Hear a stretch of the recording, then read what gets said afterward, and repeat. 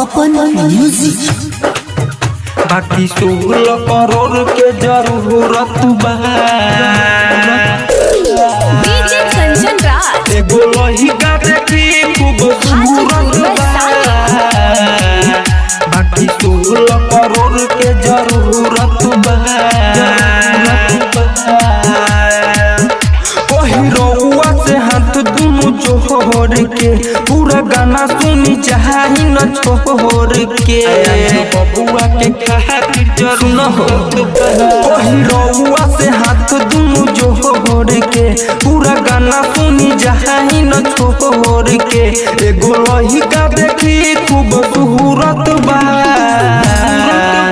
बाकी 16 करोड़ के जरूरत बा। सहयोग करी नहीं पूरत बा।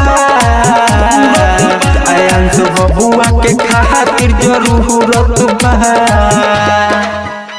एको लहिका देखी खूब सूरत बा। डीजे कंचन राज 16 करोड़ के जरूरत बा। चिन्हत हमें पहरल साहब घरबा के लोग बाटे हो। देखा देखी सहब के भीतर से करे जा फाटे हो। सुना चिन्हता हमें पड़ल साहब घरबा के लोग बाटे हो। देखा देखी सहब के भीतर से करे जा फाटे हो। बढ़िया हाइल कठिन समैया जी हाथ जोहरी के कहिल भैया जी एगो महाई के गोदिया जबूरत बा। बाकी 16 करोड़ के जरूरत बा। सहयोग करी नहीं पूरत बा। आयांश बाबू के खातिर जरूरत बा। एगो लहिका देखी खूब सूरत बा। डीजे कंचन राज 16 करोड़ के जरूरत बा। जितने हो सके उतना सब योगदान करीना।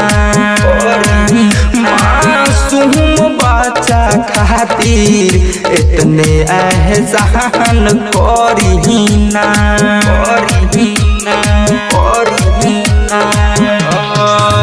जितने हो सके उतना सब योगदान करीना।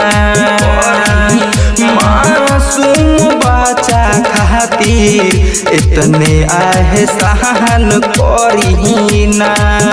लिखे राइटर सोहनु कही के बोहार गावे देहबो सुनील जीवन मिले हजार दिल जीत के है गो मुहूर्त बा।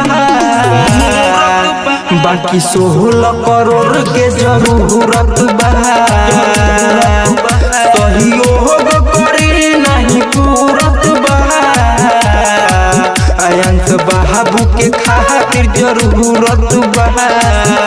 कही रउआ से हाथ दुनु जोड़ के पूरा गाना सुनी चाही न छोड़ के एगो लहिका देखी खूब सूरत बा।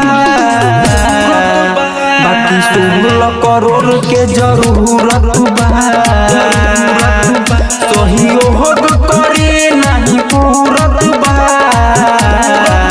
आयांश बबुआ के खातिर जरूरत बा।